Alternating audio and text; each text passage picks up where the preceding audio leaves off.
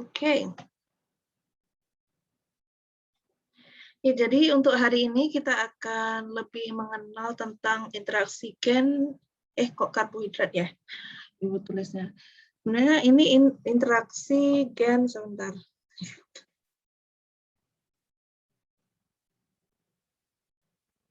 Alright. Oke, jadi untuk hari ini tentang interaksi gen, protein, dan lipid. Kalau minggu kemarin kita udah belajar tentang karbohidrat ya. Jadi kalau misalnya karbohidrat tuh biasanya untuk metabolismenya lebih diutamakan ya, proses metabolismenya. Jadi kalau misalnya dari ketiga-tiganya ini biasanya yang lebih dilihat ataupun diperhatikan adalah pada sistem metabolisme karbohidrat. Nah, kalau untuk protein dan lipid lebih kepada lebih kepada proses-proses lainnya, dan juga lebih kepada interaksi gen apa saja yang berkaitan dengan protein dan juga lipid. Oke, jadi sebelum kita mulai belajar, seperti biasa kita berdoa terlebih dahulu.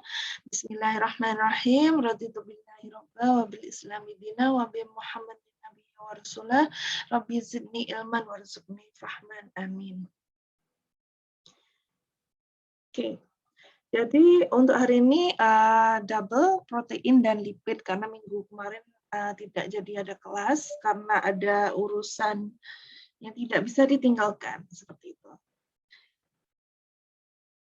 Kenapa ininya berubah ya? Why? Oke, sorry. Oke, jadi yang pertama, apa itu protein? Jadi protein biasanya berasal dari amino acid. Asam amino adalah gugusan ataupun a chain of amino acid yang biasanya mengandungi kumpulan ada karbo, ada hidrogen, ada oksigen, ada karbon, hidrogen, oksigen, dan as well as komponen M, nitrogen. Jadi biasanya tidak dimiliki oleh lemak atau karbohidrat. Jadi kalau karbohidrat itu kan ada susunan chemical-nya sendiri. Jadi kalau untuk protein dia tidak dimiliki oleh lemak atau karbohidrat. Maksudnya di sini adalah chemical composition for the carbohydrates tidak mengandungi protein seperti itu. Jadi protein lebih kepada ikatan antara asam amino yang membentuk rantai yang panjang. Jadi untuk ikatan itu sendiri, amino acid biasanya dinamakan sebagai ikatan peptide. Karena ikatan peptide itu merupakan ikatan antara dua amino acid, di mana gugusan karboksil dan ikatan amina dari dua asam amino ini berlainan dan bereaksi. Jadi untuk struktur protein itu sendiri biasanya ada 4 jenis ya. Jadi primary structure, secondary structure, as well as tertiary structure and quaternary structure. Semakin kompleks protein structure itu berarti semakin kompleks penggunaan protein itu pada sel ataupun gen yang diekspresikan.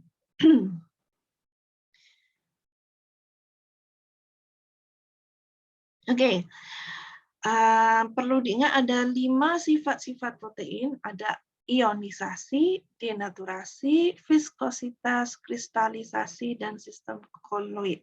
Jadi untuk nutrigenomi kita tidak akan mendalami semua sifat-sifatnya, tapi intinya kita perlu tahu ada sifat-sifat protein yang perlu diingat, yaitu mereka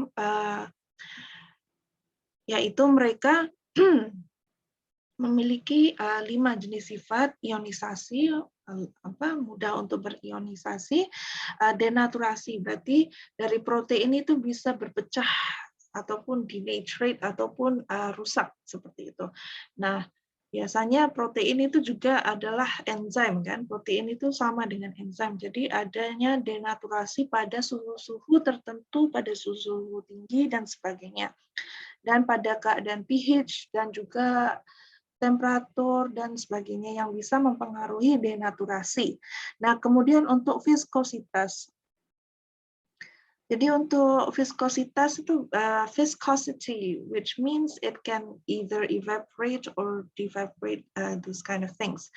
Terus untuk kristalisasi, nah protein itu juga bisa membeku ataupun menjadi sebuah kristal-kristal. Nah itu adalah salah satu sifat-sifat protein ataupun mengeras, istilahnya seperti itu. Nah dan juga ada sistem koloid. Oke, untuk fungsi dan sumber protein, jadi fungsi protein itu sendiri, contohnya seperti katalik, jenisnya itu enzim, jadi contohnya adalah katalis pepsin. Jadi kurang lebih kita perlu mengetahui beberapa sumber-sumber protein, utamanya kalau untuk di nutrigenomik itu sendiri sebenarnya lebih kepada misalnya penyimpanan dari zat makanan. Jadi sistemnya itu jenisnya adalah protein angkutan, contohnya dari kasein susu, ovalbumin, telur, ferritin, penyimpanan besi dan penyimpan besi atau ferrum. Seperti itu. Nah, kemudian pengangkutan dari zat makanan juga adalah dibantu oleh protein, jadi protein angkutan, albumin serum, serum lemak, hemoglobin, oksigen, seperti itu.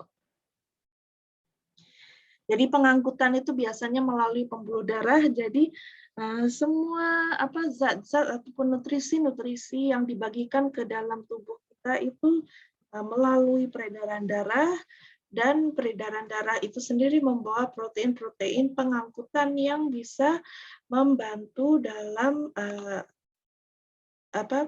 untuk membantu difusi nutrien-nutrien ataupun nutrisi-nutrisi yang akan dibagikan ke seluruh tubuh. Untuk metabolisme itu juga adanya protein hormon ataupun enzim pengatur seperti misalnya insulin, fosfofruktokinase seperti itu. Nah, kalau untuk di karbohidrat kemarin, jadinya untuk proses glikolisis dan sebagainya itu proses glikolisis itu memerlukan adanya insulin ataupun insulin yang ada di dalam hati untuk membantu proses pemecahan chemical pada karbohidrat kepada glycogen untuk diproses kemudian diambil oleh badan sebagai sumber energi ataupun ATP. Nah, untuk perlindungan juga pada darah itu protein penggumpal. Jadi ada juga yang namanya protein yang membantu dalam penggumpalan, ya contohnya seperti globulin, trombin, fibrinogen seperti itu. Jadi ada thrombocyte, glucoside, those kind of things. Itu termasuk dalam komponen protein. Begitu juga dengan toksik. Jadi protein toksik itu juga adalah biasanya berasal dari bakteri-bakteri yang masuk ke dalam tubuh kita sebagai toksik, itu sebenarnya juga adalah protein. So basically protein is about everything. Jadi apa jenis seperti toksik, those kind of komponen dalam tubuh kita itu semua juga terdiri dari gumpalan-gumpalan ataupun komponen-komponen protein. Gitu. Oke, jadi ada dua proses dalam metabolisme protein. Yang pertama itu transaminasi. Jadi transaminasi itu sendiri merupakan proses katabolisme asam amino yang berupa pemindahan gugus amino dari satu amino asid ke senyawa lainnya, misalnya ke keto. Jadi asam pirufat, ketoglutarat, atau oksaloasetat sehingga ketosenyawa tersebut dirubah menjadi asam amino. Jadi prosesnya itu juga termasuk kurang lebih dalam proses karbohidrat kemarin itu. Jadi penggunaan asam pirufat itu adalah sebagai sumber energi juga.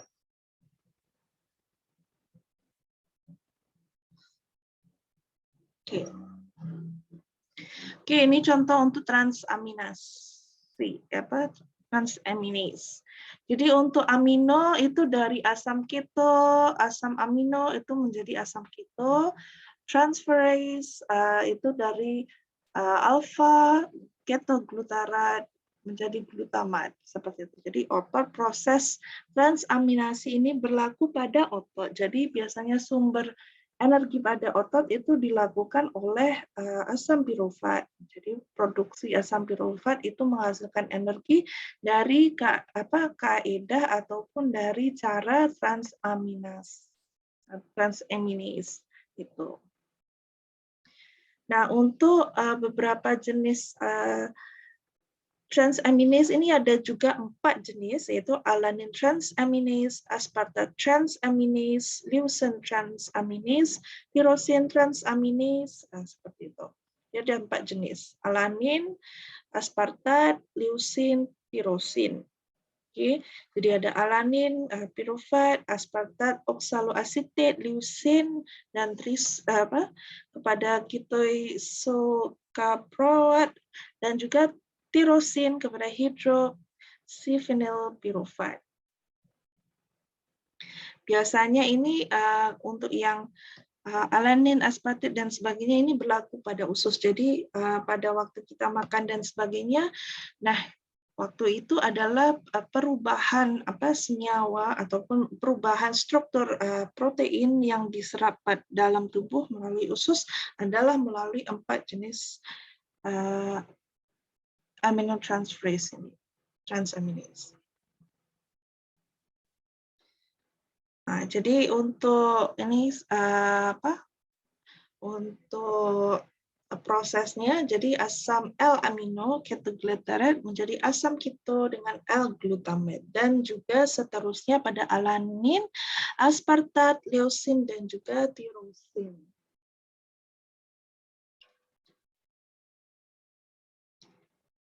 Oke, selain ada transaminase, ada juga deamination atau deaminasi oksidatif.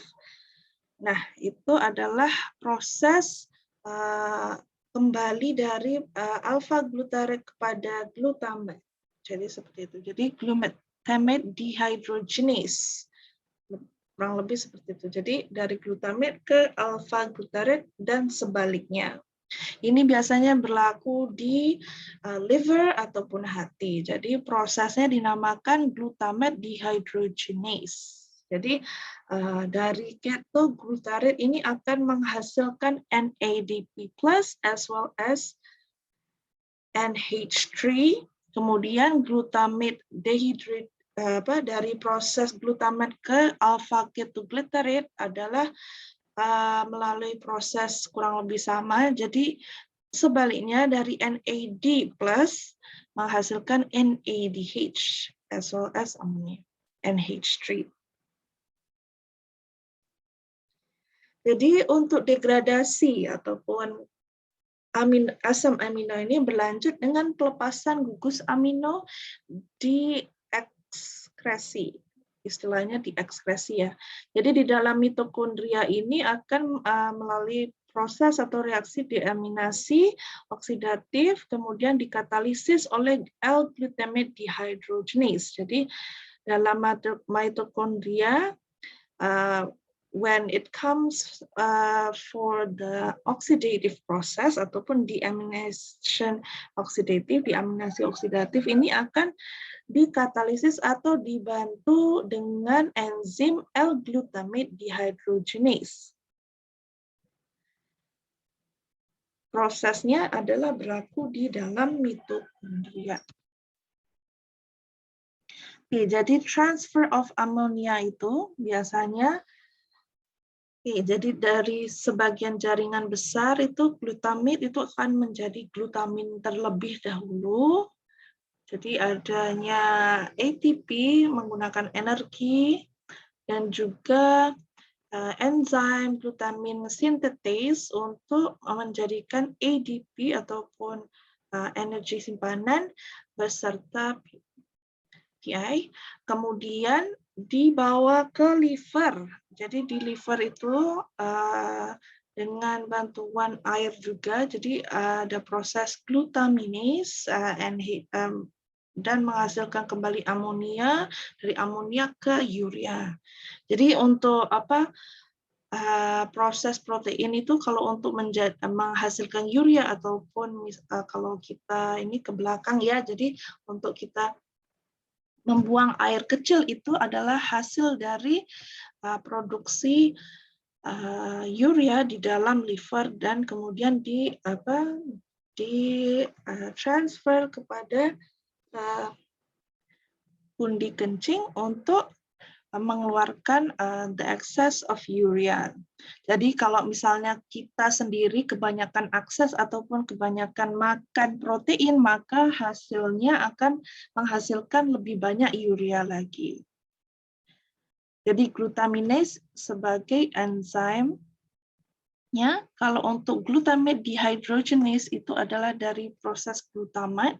Jadi glutamat yang tidak diubah lagi itu akan melalui proses glutamate dehydrogenase untuk menghasilkan urea dan juga alpha ketoglutarate. Ini gambarnya kurang ini ya. Again, later on I will change it.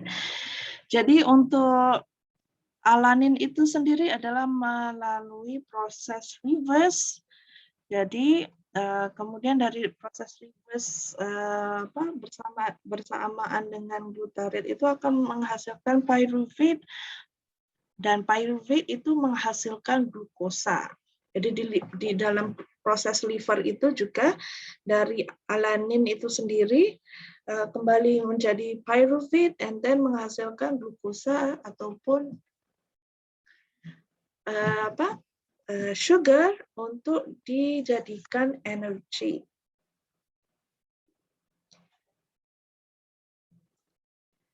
Oke, ini let's just. Oke, amonia itu sendiri di dalam jaringan sistem tubuh kita itu bersifat toksik, ya. Jadi pengubahan amonia menjadi urea di dalam hati itu adalah proses pembuangan toksik di dalam badan. Jadi kalau bisa sebanyak-banyaknya itu transfer kepada urea untuk dibuang keluar dari dalam tubuh. Jadi semua kandungan amonia itu akan diproses di dalam hati. Nah, untuk glutamin sendiri itu sebenarnya dari amonia menjadi glutamin itu tidak bertoksik ya. Jadi glutamin is not toxic, tapi bersifat netral dan dapat melewati sel membran secara langsung dan membentuk transport untuk amonia. Oke. Jadi lebih seperti ini. Jadi untuk glutamate menjadi glutamin, dari glutamate kembali di hati melalui proses glutaminase dan menghasilkan urea dengan air. Jadi misalnya di hati itu juga ada difusi air untuk membantu proses penghasilan urea seperti itu. Nah, untuk alanin, of course, melalui proses yang sama dengan glutamat, juga akan melalui proses pyruvate and then as well as Krebs cell dan menghasilkan glukosa. Kalau di otot itu sendiri asam amino menghasilkan glutamate melalui proses glutamate dehydrogenase akan menghasilkan glutamate as well as alpha ketoglutarase, proses yang sama juga Krebs cycle, and then kemudian dari situ pyruvate, kalau di otot tuh pyruvate menjadi ananase alanin, dari alanin akan dibawa ke hati. Jadi glukosa ataupun dari glukosa itu sendiri ataupun dari karbohidrat itu juga ada hubungan kaitnya dengan pyruvate. Jadi untuk glutamate, asam amino semua itu ada berhubungan. Okay, let's see. Jadi untuk proses Krebs cycle-nya ataupun begitu juga dengan cytoplasm, mitochondrial matrix. Jadi di mitochondrial matrix itu lebih kepada carbonyl phosphate, jadi penghasilan fosfat as well as citrulline berlaku di mitochondrial. Kalau di cytoplasm itu biasanya proses Krebs cycle, arginine, ornithine, arginine, succinate itu prosesnya berlaku di cytoplasm dan menghasilkan juga urea. Oke. Ini, jadi sama ya seperti yang sebelumnya. Jadi untuk Krebs cycle itu proses terdapat proses kondensasi hidrolisis, dehidrasi, hidrasi, oksidasi, dan juga dikarboksilasi. Oke, seperti itu. Oke, jadi untuk diet, fats, carbohydrates, and proteins. Jadi semua itu sama, saling berhubungan. Jadi dari karbohidrat menghasilkan glukos, ekses glukos dibawa ke fat storing ataupun untuk lipid ya. Jadi free glycerol as well as lipolysis dan sebagainya adalah proses pada fat stores. Nah, untuk protein sendiri itu dari protein itu karena protein adalah chains of amino acid, jadi dari amino acid itu dipecah belah ataupun transfer into glutamate dan sebagainya, dan juga untuk body protein sintesis adalah proses di mana dari amino acid pool ataupun excess of amino acid itu disynthesize again and again, jadi it makes into a cycle. Nah, dari amino acid itu sendiri dibawa kepada glucose pool, which is the gluconeogenesis dari amino acid itu, dan proses glucose pool ini adalah the Krebs cycle itu sendiri. Jadi Krebs cycle itu adalah dari gabungan dari metabolism of fats, carbohydrates, as well as protein. Untuk yang detail kepada struktur diet, fats, carbohydrates, and protein sepertinya Ibu sudah masukkan ke dalam slide sebelumnya. Jadi jadi semua hasil dari lipid, carbohydrates, as well as proteins itu masuk ke sirkulasi ataupun masuk ke dalam siklus Krebs yang menghasilkan salah satu hasilnya adalah urine atau urea, begitu juga dengan ATP energy, seperti itu. Oke, kita masuk kepada lipid dan lemak. Nanti pada akhirnya nanti Ibu akan share satu video untuk protein dan lemak. Oke, kita masuk kepada lipid atau lemak. Jadi pada umumnya lipid itu biasa tidak larut dalam air karena it contains hydrophobic tail as well as hydrophilic head. Jadi ada carboxyl groupnya dengan hydrocarbon chain-nya. Seperti itu. Nah, kalau di proses ataupun membrane sel itu juga terdapat lipid-lipid ya. Jadi lipid itu sendiri menjadi phospholipid bilayer pada membrane sel. Jadi lipid itu sendiri atau lemak sebenarnya adalah salah satu lapisan pada membrane sel, sama seperti kita juga memiliki lapisan lemak pada kulit kita juga. Jadi kurang lebih pada setiap membrane itu adanya lipid ataupun lemak itu adalah sebagai pelindung pada sel dalamannya. Seperti itu. Nah, untuk asam lemak itu sebenarnya mengandung gugus polar, larut dalam air, dan sebagian larut dalam pelarut non-polar. Jadi kalau lipid itu sudah degrade ataupun sudah diproses menjadi asam lemak itu sendiri, maka asam lemak itu bisa larut dalam air, tapi sebagian larut dalam pelarut nonpolar. Jadi untuk molekul-molekul diorientasikan pada antara muka minyak air dan gugus polar dalam fase air dan gugus nonpolar dalam fase minyak. Nah ini maksudnya yang the hydrophilic head and tail, kurang lebih seperti itu. Nah untuk lipid polar itu sendiri memiliki struktur dasar pada membran biologi tebalnya 5 to 10 nanometer. Jadi lipid itu sendiri menjadi gugusan fosfolipid sebagai sel membran pada sel-sel biologi. Jadi ada dua jenis asam lemak, yang satu asam lemak jenuh dan juga asam lemak tidak jenuh. Oke, lipid kalau di dalam ataupun lemak ya, biasanya itu kalau pada tubuh kita sendiri itu adalah komponen kolesterol dan juga trigliserida. Oke. Jadi lipid itu bersifat tidak larut dalam air sehingga transportnya dalam darah dilakukan dalam bentuk lipoprotein yang bersifat larut dalam air.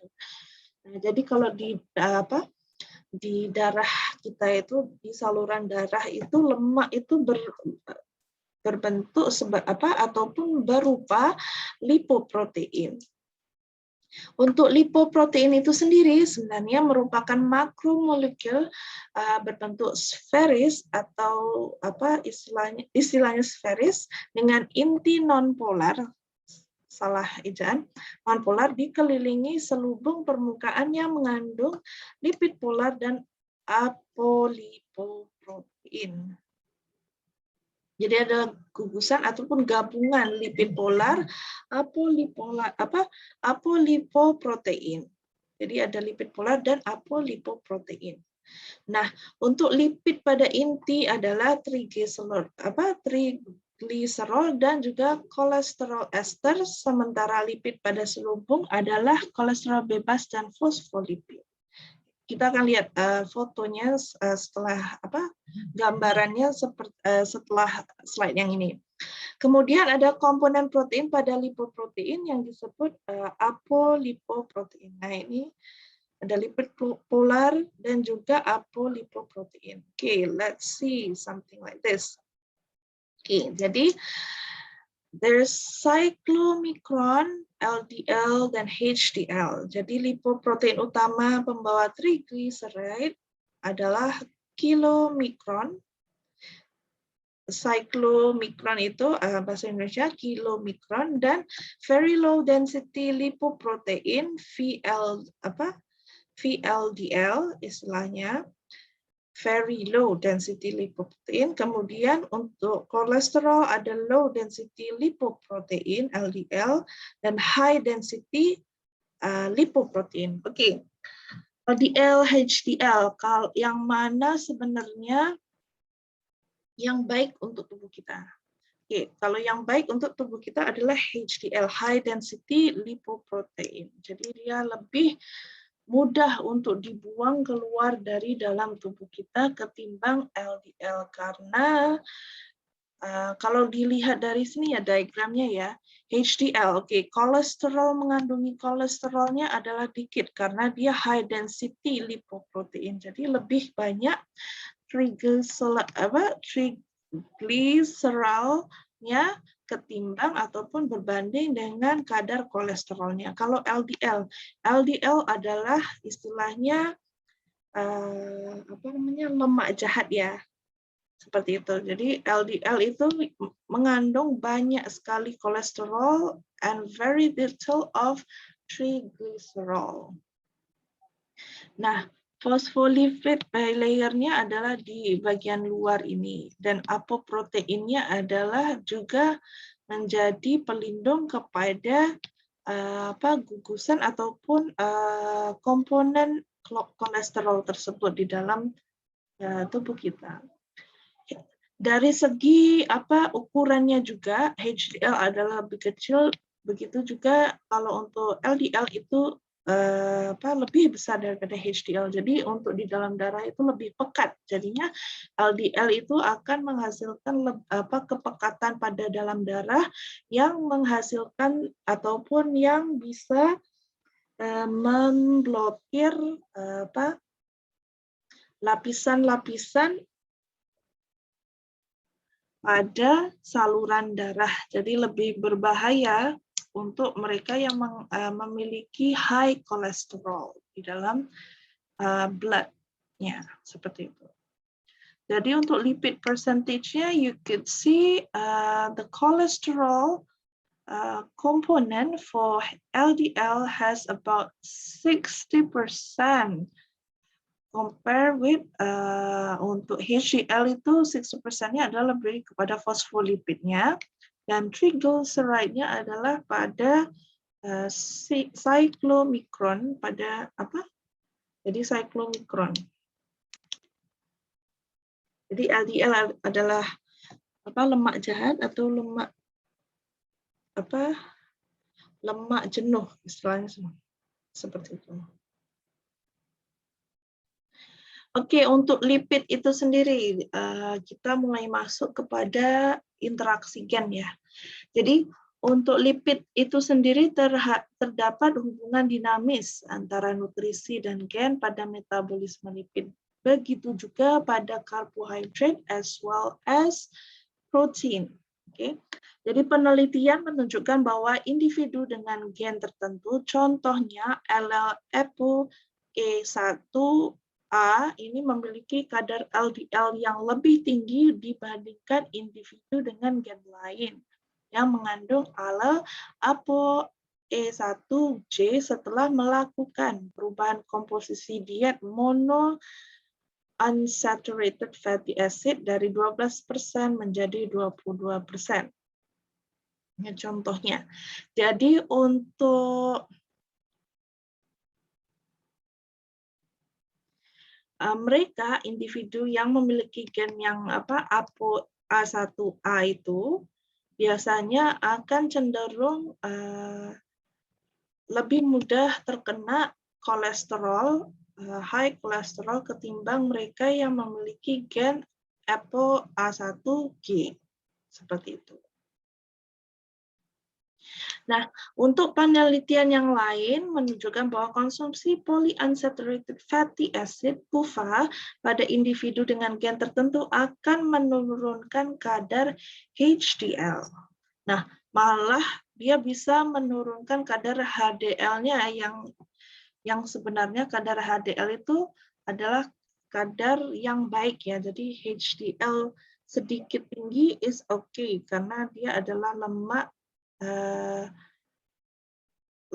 tak jenuh gitu istilahnya. Maksudnya lemak yang sehat ketimbang ataupun berbanding dengan LDL adalah lemak yang jahat seperti itu. Oke, untuk dietary fats ataupun kurang lebih proses metabolisme pada liver itu sendiri, yaitu biasanya dari fats, kemudian masuk pada intestine, and then menjadi chylomicron, and then enzyme, the most common statin drugs inhibit to reduce cholesterol. Nah, itu melalui proses itu kemudian masuk pada lymph, vessel, and then producing lipoprotein lipase, kemudian kembali menjadi cyclomicron again, and masuk kepada liver untuk diproses untuk diproses kolesterolnya untuk dijadikan apolipoprotein. Dari kolesterol itu sendiri akan menghasilkan apolipoprotein production of those LDL dengan HDL. Kemudian kolesterol juga akan mempengaruhi hormon pada liver. Jadi kalau misalnya kita makan banyak minyak dan sebagainya ataupun banyak makanan yang mengandungi lemak, maka otomatis akan mempengaruhi kadar kolesterol dalam darah dan juga at the same time producing hormone that can actually affect ataupun induce obesity dan sebagainya. Ini yang agak rumit ya, nanti if you look back again yang di dokumen yang Ibu share sebelum ini di yang karbohidrat itu sepertinya ada juga yang liver, cuman Ibu tidak masukkan ke dalam slide yang ini. Oke, jadi intinya itu, jadi liver diproses either it become fat tissue, lipoprotein, lipase ini akan menghasilkan fat tissue. Kalau tidak ataupun lebihnya itu akan masuk ke dalam liver diproses untuk menjadikan apolipoprotein as well as hormone. Oke, lebih simply-nya seperti ini aja. Jadi ada exogenous pathway as well as endogenous pathway. Jadi dietary fat, intestine menjadi cyclomicrons, gugusan lipid-lipid yang besar, kemudian melalui capillary itu cyclomicrons itu menjadi lipoprotein lipase, dari capillary itu dibawa dan menjadi free fatty acid, jadi adipose tissue on muscle. Jadi proses pertama dari fat itu akan langsung diproses menjadi adipose tissue pada muscle. Selebihnya itu akan dibawa ke remnant receptor as remnants. Nah, di situ akan diproses untuk dietary cholesterol. Kemudian ada endogenous cholesterol yang di liver itu prosesnya akan keluar menjadi VLDL dari remnant tadi, tapi at the same time juga diproses menjadi LDL, VLDL, kemudian ada extrahepatic tissue, di mana LDL receptors ini akan diproses di extrahepatic tissue itu menjadi HDL. Nah, jadi ada beberapa LDL itu akan diproses jadi HDL, tapi tidak semua LDL itu menjadi HDL ya. Maka dari itu, untuk mengurangi kadar kolesterol di dalam darah itu sendiri, ya at the same time to reduce the amount of fat coming inside your body. Jadi plasma LCAT atau lecithin cholesterol acetyltransferase dari HDL akan diproses menjadi IDL menggunakan gene ataupun ApoE P100. Seperti itu dan diproses kembali. It will go recycling. Seperti itu. Lebihannya ataupun yang karena kalau kita misalnya kita makan terlalu banyak lemak, maka dari itu kan langsung kelebihannya itu adalah menjadi adipose tissue ataupun menjadi digunakan untuk proses penggunaan produksi energi. Kalau lebihnya itu di-stored as fats. Nah, proses lainnya berlaku di liver adalah lebih kepada hormone production as well as production of LDL, VLDL yang bisa mempengaruhi kadar kolesterol di dalam darah. Oke, untuk hubungan interaksi gen, nutrigenetik dan obesitas itu sendiri biasa dilakukan ataupun biasa di-research by scientists, and currently kurang lebih sekitar 140 gene yang berhubungan dengan obesitas telah ditemukan. Jadi kalau ada orang yang misalnya lebih berisi ataupun lebih gemuk misalnya seperti itu ya, itu terkadang bukan karena masalah makannya aja, tapi there's a lot of gene interaction that is involving ataupun that is doing their job inside your body. Jadi ada banyak gen yang mempengaruhi. Jadi terkadang misalnya orang ini makan nasinya banyak dan sebagainya, tapi kok nggak gemuk-gemuk. Kemudian ada juga yang makannya dikit, tapi kok gemuk. Jadi there are several food that we should not take according to our genes. Jadi ada gen-gen yang sebenarnya bisa menginduksi perubahan pada badan kita sendiri ataupun penambahan adiposition of the fats on our body, seperti itu. Jadi variasi gen tersebut terkait dengan perubahan indeks massa tubuh (IMT), presentasi lemak tubuh, lingkar pinggang, dan sebagainya. Jadi temuan ini kemudian digunakan untuk merumuskan lebih lanjut patofisiologi obesitas pada manusia. Nah, kalau mau mempelajari lebih lagi untuk masalah kenapa menjadi obesitas, itu harus belajar patofisiologi, seperti itu. Nah, kini telah disepakati secara umum bahwa obesitas itu sendiri bukan hanya kombinasi obesogenic environment. Jadi obesogenic environment ini sendiri yaitu ada nutrisi, usia, jenis kelamin, etnis, lama tidur, jumlah aktivitas fisik, kebiasaan sedentar, stres, merokok, konsumsi alkohol, penggunaan obat-obatan, dan depresi. Semua ini berhubungan dengan expression of the genes that contribute towards obesitas. Nah, obesitas itu sendiri dianggap timbul sebagai hasil interaksi antara gen dan nutrisi. Nah, apapun itu, whatever what we eat, it will be the chemical structure will be degraded as well as will be transferred and regenase ataupun diproses untuk menghasilkan ataupun untuk untuk membantu gen-gen melakukan kerja synthesis of protein as well as banyak macam kegiatan di dalam sel tubuh kita. Jadi kalau apa yang kita makan itu pasti mempengaruhi gen-gen yang ada di dalam tubuh kita.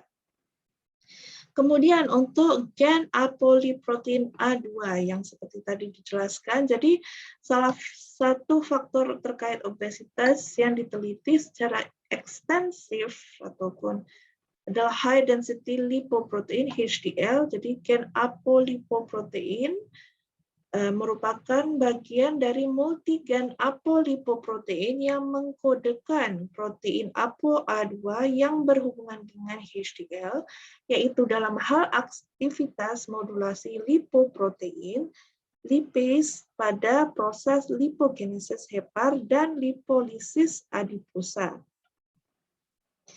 Lipogenesis hepar maksudnya lipogenesis dalam proses di liver ataupun di hati. Untuk lipolisis adiposa adalah proses lipolisis pada adipose tissue ataupun penggumpalan pada lapisan lemak.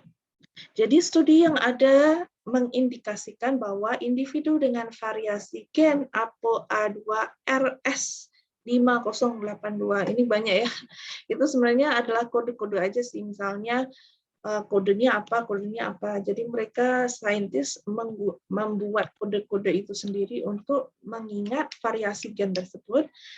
Kemudian akan lebih cenderung mengalami peningkatan berat badan dan lingkar pinggang setelah peningkatan asupan tinggi lemak dan protein.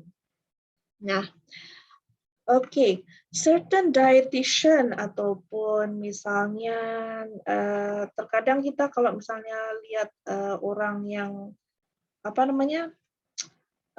let's say yang kita baca buku diet dan sebagainya ya, maksudnya kita kalau misalnya mau mengurangi lemak itu kita harus kayak eat high protein or high fat, seperti itu ya, nggak high fat tapi fat yang lebih sehat ataupun high protein. Nah, terkadang depends on what factor it is, sometimes kalau memang tidak cocok dengan badan kita atau kita memiliki gen yang disebutkan itu, maka misalnya banyak karbo ataupun even if we eat less carbohydrate but a high portion of protein and good fats, kemungkinan juga bisa still ataupun menghasilkan penambahan berat badan kita. Jadi it depends on what gene, on what procedure that we actually need to follow, karena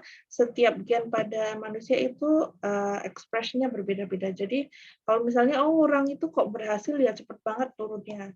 Nah, belum tentu, karena metabolisme yang ada pada dalam tubuh kita sendiri adalah juga berbeda dengan orang itu.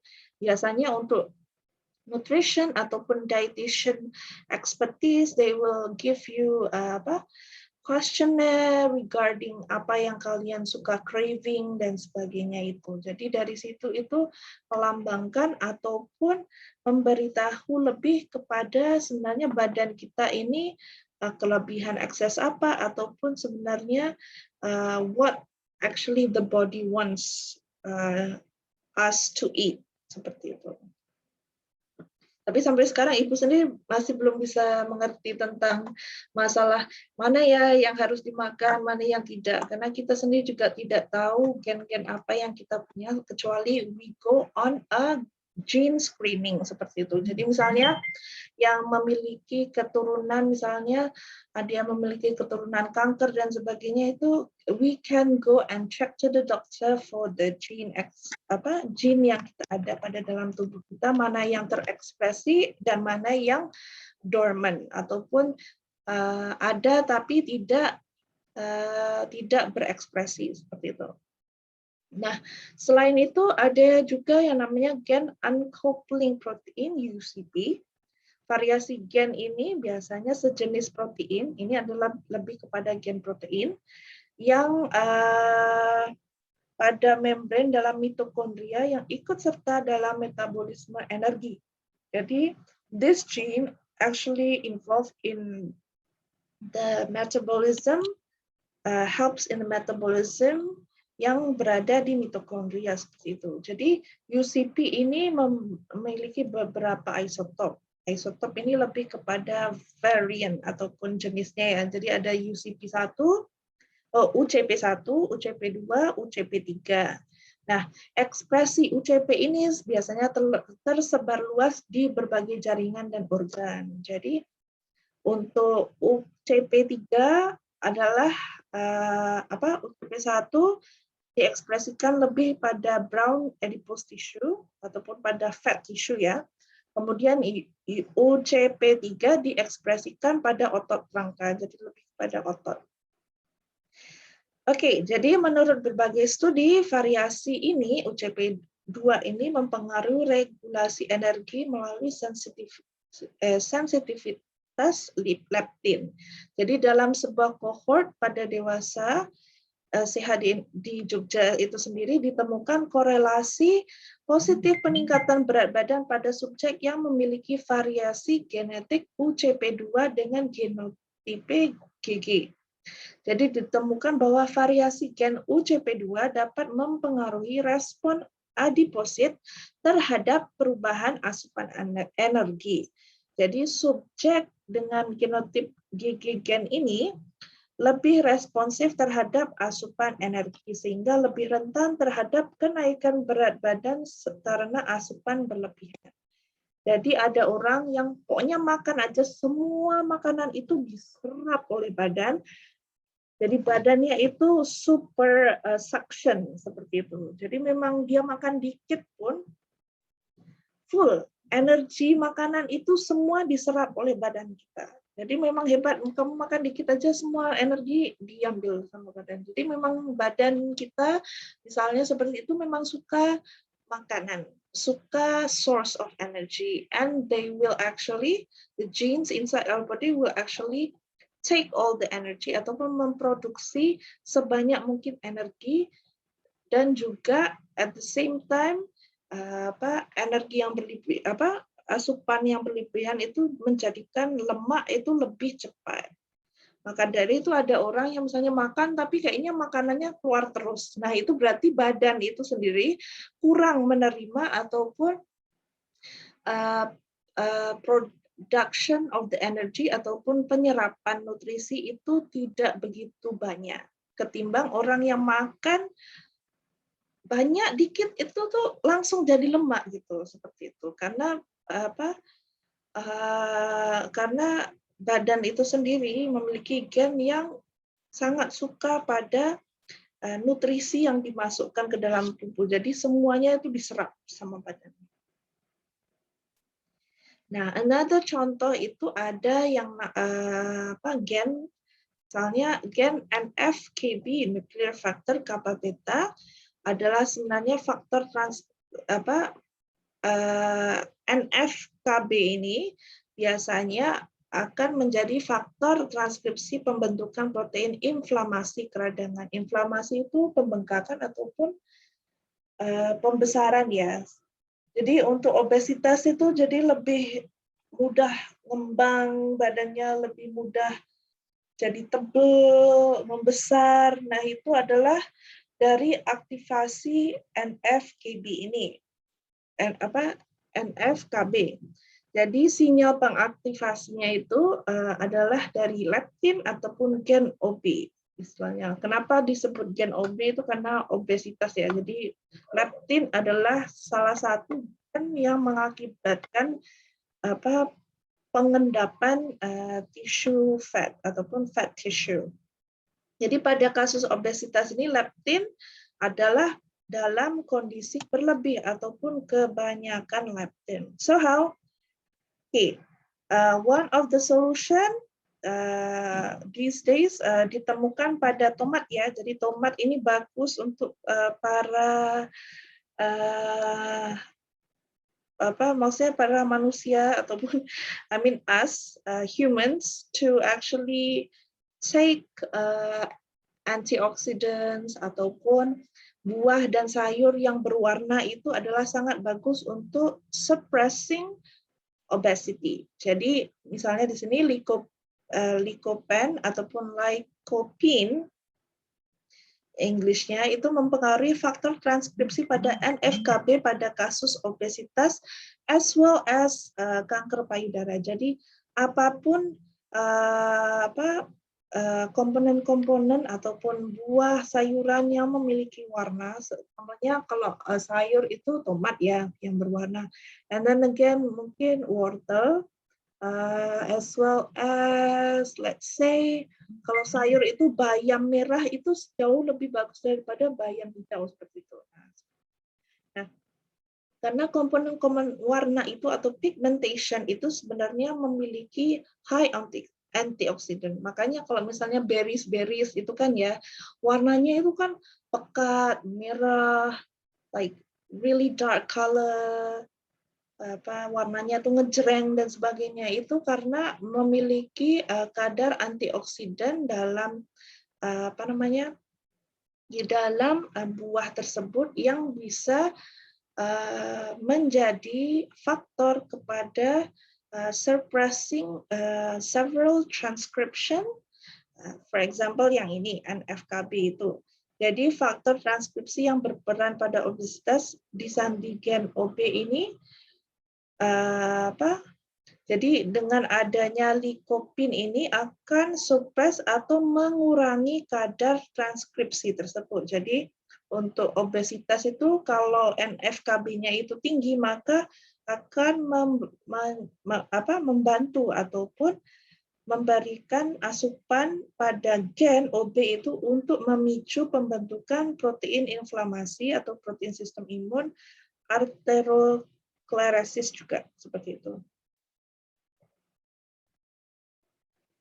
Nah, ini contohnya seperti ini ya. Jadi ada lycopene, gene function regulation-nya itu meningkatkan NRF2, HO1, CHAT, KSH, SOD, banyak jenis gene.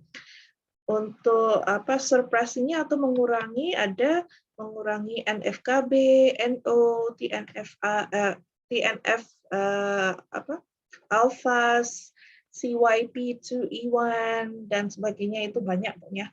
Nah, dari situ penurunan pada gen itu adalah meningkatkan antioxidant effect, hepatoprotection, anti-inflammatory effect, anti-toxic effect, as well as kalau untuk yang peningkatan itu mengurangi liver disease risk. Jadi dia lebih membantu dalam proses pembersihan toksik di dalam liver, as well as oxidative damage, hepatocellular carcinoma, non-alcoholic fatty liver disease, mengurangi insulin resistance, hepatotoxicity, seperti itu. Kemudian untuk blood and tissue lycopene levels tuh turun, antioxidant potential low, itu dapat Oke, jadi untuk lycopene, if you put ataupun ada oxidative stress ini bisa juga menurunkan kadar oksidan pada pada lycopene ataupun pada tomat itu. Jadi kalau misalnya yang buah-buah ini kalau bisa do not put under the sunlight too long. Jadi dari situ bisa bisa melalui proses oxidative stress ataupun misalnya terlalu lama di luar dan sebagainya ataupun terlalu lama dibiarkan. Jadi lebih baik adalah fresh fruits. Jadi kalau misalnya tomat itu fresh, segar, baru dipetik itu bermakna mereka memiliki the highest amount of lycopene compared with the ones yang udah lama dipetik dan sebagainya. Ataupun dipetik itu contoh tomatnya dipetik tapi ditunggu untuk matang dan sebagainya itu sebenarnya sudah mengurangi kadar komponen-komponen antioksidannya. Jadi lebih bagus itu when you want to eat strawberries or you want to eat berries, those kind of pigmentation fruits and vegetables, the best are after you pick from the plant, it's the best or the highest production of antioxidant there is. Jadi keadaan yang dimana tidak berlaku oxidative stress ataupun penurunan kadar antioksidan pada keadaan yang lama.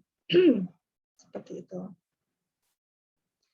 Jadi by research or case study, asupan lycopene ini dapat menekan aktivasi NF-κB. Jadi it's proven in several journals, even as well as Indonesian journals as well, yang mengatakan pada keadaan 20 microlit atau microliter itu bisa menurunkan aktivasi NF-κB itu. Nah, mungkin akan ditanya berapa banyak ya 25 microlit itu. Well, it depends on each tomatoes itself ataupun kadar lepicin pada dalam buah ataupun vegetable itu. Jadi memang harus di go through and search for more information regarding how much you need to eat to repress ataupun mengurangi kadar obesitas ataupun mengurangi fat deposition.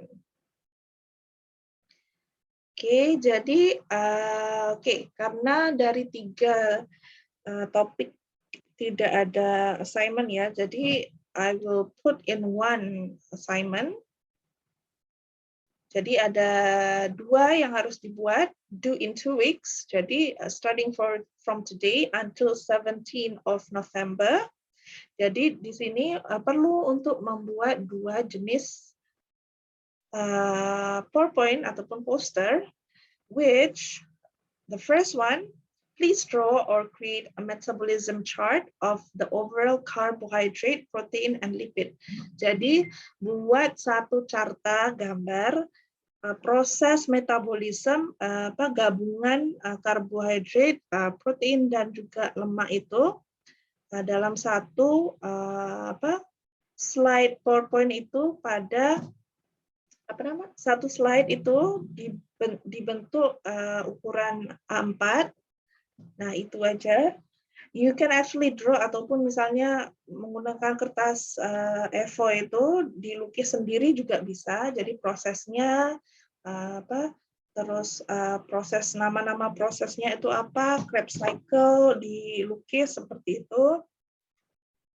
Gabungan dari lipid dan juga protein dan juga karbohidrat itu dijadikan satu A4 seperti itu. A4 size paper. Nah, yang kedua adalah please search one extract component from fruits or vegetables that can suppress or treat the gene which causes. Choose only one. Jadi mau untuk obesity ataupun diabetic ataupun cancer. Jadi pilih salah satu komponen. Contohnya kalau yang tadi itu liposin ya. Jadi kalau bisa cari selain liposin itu yang bisa suppress ataupun mengurangi ataupun treat masalah obesity, diabetik dan cancer ini. Jadi salah satu aja, mau obesity boleh, mau ataupun mau diabetik ataupun kanker seperti itu. Nah, sama juga dibuat dalam size A4 itu jadi lebih kepada chart flow ya, misalnya buah apa, misalnya ditaruh gambar buah ini, terus dari buah ini adalah komponen apa, dari komponen apa itu mengurangi kadar gen ataupun ekspresi transkripsi apa, contohnya seperti itu. Nah, dari situ misalnya dari situ apa yang berlaku, maksudnya kalau misalnya berkurang itu apa yang terjadi. Jadi berkurangnya itu akan misalnya suppress obesity ataupun mengurangi kadar diabetik ataupun menjadi contoh-contoh gen yang bisa mengurangi suppress this kind of situation. Jadi make it into a chart flow aja. Jadi nggak usah katanya panjang-panjang, tapi intinya sampai. Jadi misalnya gene ini untuk apa dan sebagainya. Nah, untuk literature review-nya ataupun dari jurnalnya yang dicari, I want you to take from an international journal,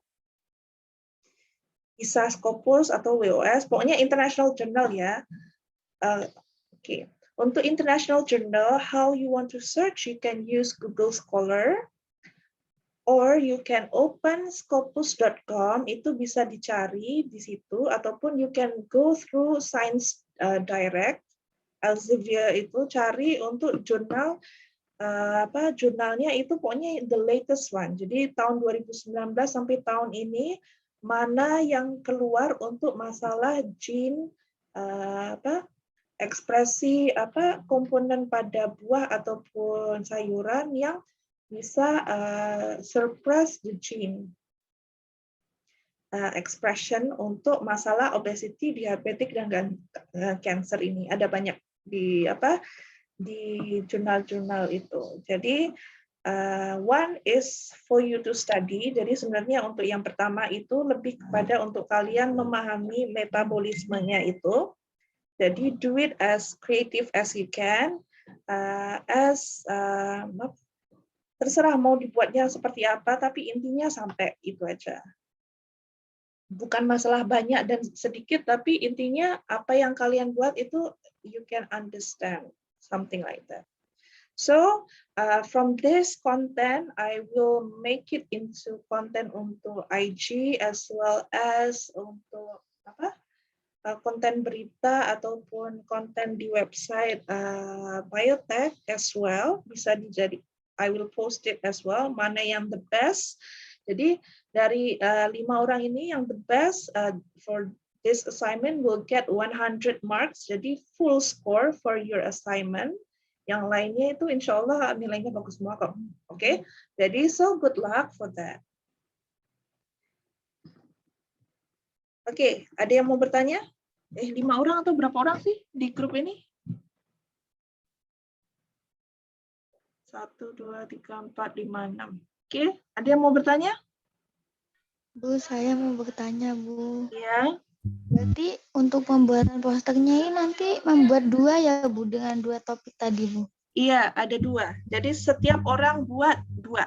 Jadi yang satu adalah proses metabolisme itu gabungan Nanti Ibu juga kasih contohnya kok di lensa, mungkin ada di dokumen-dokumen itu, jadi bisa di copy aja, bisa dicontoh, tapi ikut style kalian, jadi mengikuti style ataupun cara penulisan ataupun susunan kalian sendiri. Seperti itu. Nah, yang kedua itu juga dalam bentuk poster, contohnya seperti yang tadi ada di slide itu kan ada tomat, misalnya tomat di tengah. Nah, itu dia menurunkan gen apa dan sebagainya, itu akan berpotensi sebagai apa dan sebagainya. Tapi topiknya pilih salah satu aja. Jadi mau obesity ataupun mau diabetik ataupun mau kanker seperti itu. Baik, jadi based on case study. Kalau misalnya kalian ada yang nggak mengerti sama jurnal yang kalian cari, itu bisa tanya Ibu. Oke? Misalnya nggak ngerti, Ibu, ini maksudnya gimana sih? Gitu. Apakah jurnal ini bercerita tentang ini atau dan sebagainya? Karena international journal will be in English, right? So if you have any problem ataupun ada masalah dalam bahasa Inggris, misalnya ini nggak dong, Bu, misalnya seperti itu, bisa tanya aja. Oke? Baik, Bu. Terima kasih, Bu. Ya, sama-sama. Ada yang mau bertanya lagi?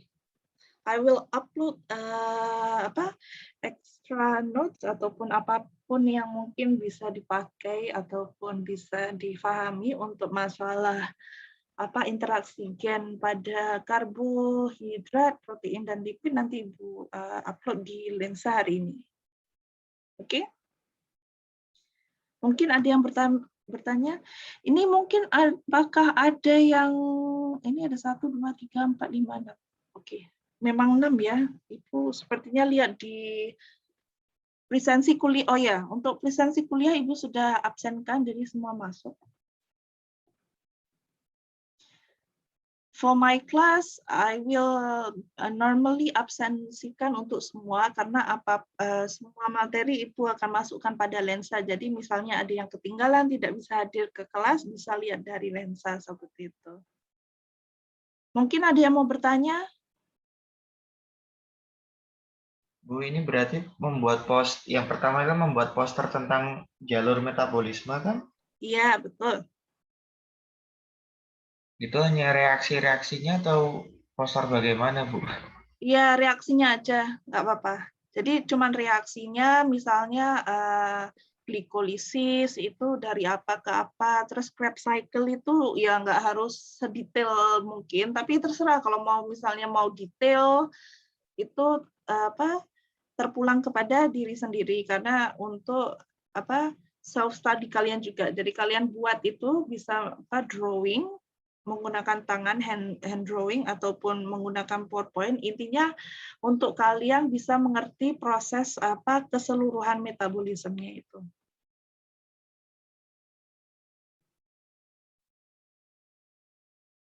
Kalau misalnya Panji mau misalnya oke, di atas itu misalnya ada prosesnya ya, terus di bawah itu ada points, misalnya key points yang ini fungsinya sebagai apa, itu bisa. Tapi enggak Ibu tidak mau panjang-panjang ya. Jadi maksudnya as simplified as it can be. Intinya maksudnya proses ini tuh hasilnya apa dan sebagainya seperti itu. Oke, Panji? Baik, Bu. Oke. Ada yang mau bertanya lagi? Bu, saya mau tanya lagi, Bu. Mm-hmm. Itu kan yang proses tadi kan lemak, karbohidrat, itu apa pilih salah satu, apa dimasukkan semua, Bu? Oke, kan ada karbohidrat, prosesnya kan sampai ke Krebs cycle ya. Iya, Bu. Nah, terus untuk protein dan lipid itu juga ada proses ke Krebs cycle. Jadi digabungkan dalam satu A4 size PowerPoint itu, ataupun dalam satu kertas itu digabungkan. Jadi misalnya karbohidrat di tengah ataupun protein di samping kanan kiri, lipid dan sebagainya. Intinya tuh maksudnya ada kesinambungan dari Krebs cycle itu pada karbohidrat, juga ada lipid masuk itu lewat mana, dan juga protein. Oh ya Bu, baik Bu, terima kasih Bu. Ya, sama-sama. Due date-nya 2 minggu kok, jadi agak lama. It's okay. Intinya kan, kalian UTS mulai kapan ya? November Bu, sepertinya Bu. Tanggal berapa ya? Kayaknya 20-an ya, 20 November ya? Iya Bu, kalau nggak salah 22 kemarin Bu. Oke. Jadi jadikan yang tugas pertama itu sebagai tugas kalian belajar memahami metabolismenya itu, tapi utamakan yang karbohidrat seperti itu. Maksudnya kalau yang protein sama lipid itu lebih simpel nggak apa-apa. Oke? Oke Bu. Yang itu sebagai nota kalian juga nanti jadinya. Jadi maksudnya kalian buat itu sebagai nota untuk kalian ingat aja sebelum UTS. Terus nanti untuk untuk yang nomor 2 itu satu dalam satu bentuk poster juga yang A4 gitu. Lebih kepada chart flow ataupun mau dibuat ada poin-poinnya juga bisa. So you can actually search ataupun kalian bisa Google search ya, innovation research poster. Jadi kalau bisa dibuat seperti itu. Ibu kasih contoh kali ya. Sebentar. Oke. Misalnya kalian mau buat prosesnya itu bisa, ataupun kalian buat dalam bentuk seperti research innovation poster. Jadi posternya itu seperti kalau kalian follow IG-nya IG-nya Biotek itu misalnya yang dicontoh kemarin Ibu ikut innovation research innovation poster itu, nah contohnya seperti poster seperti itu. Tapi Ibu coba buka ini di Google misalnya contohnya seperti apa.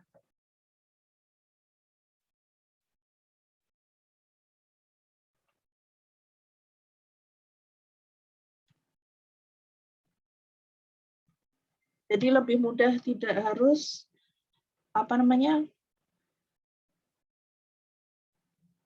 tidak harus dalam chart flow. Oke, contohnya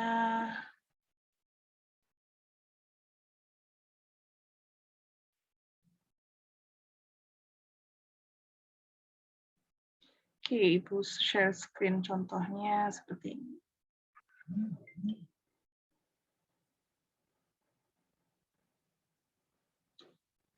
Oke, jadi kan dari dalam satu jurnal itu ya, satu jurnal atau 2 jurnal yang berkaitan itu, misalnya dijadikan judul, misalnya judulnya tuh jangan ikut jurnal ya, tapi judul misalnya kalian buat judul sendiri juga bisa yang lebih simple aja. Jadi jangan terlalu kompleks yang dimasukin ya, dibuat simple aja. Terus misalnya jangan masukin nama kalian ya, karena it's not your research. Jadi masukkan nama judul, kemudian reference-nya di bawah. Contoh aja, ini cuma contoh struktural. Jadi contoh, terus poin-poin pentingnya, terus poin-poin pentingnya, metodenya tidak perlu ya. Jadi metode tidak perlu dimasukkan. Kan kadang kalau jurnal artikel kan ada metode dan sebagainya, atau if you can actually search from a review paper, it's better. Jadi tidak perlu pusing mikirnya. Jadi cuma review paper kan dia menjelaskan misalnya gen ini apa dan sebagainya gitu. Jadi tidak perlu kompleks seperti metodenya tidak perlu dimasukkan. Jadi hanya perlu misalnya dilukis foto apa, mungkin just let me show you another.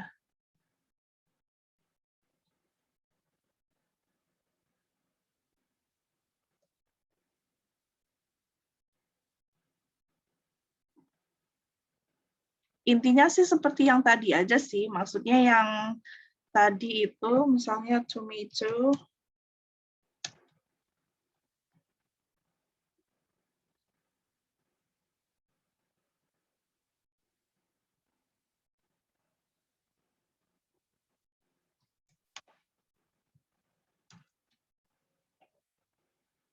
Mana contoh ya? Intinya yang tadi di slide itu, jadi tidak harus. Let me just stop share. Wait. Jadi di slide tadi itu,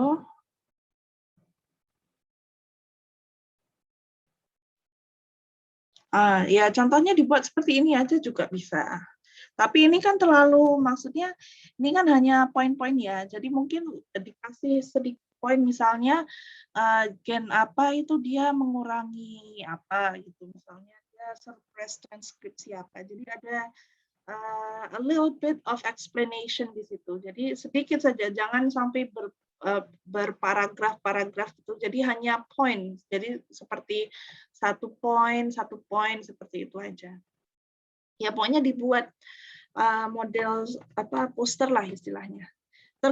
Terserah mau kalian mau buat model seperti apa dan sebagainya. Intinya menceritakan kembali dari apa jurnal itu, misalnya dari buah apa, komponen apa, gen yang di-regulate apa, membantu dalam proses pengurangan apa. Intinya itu. Intinya ada seperti dalam carta ini.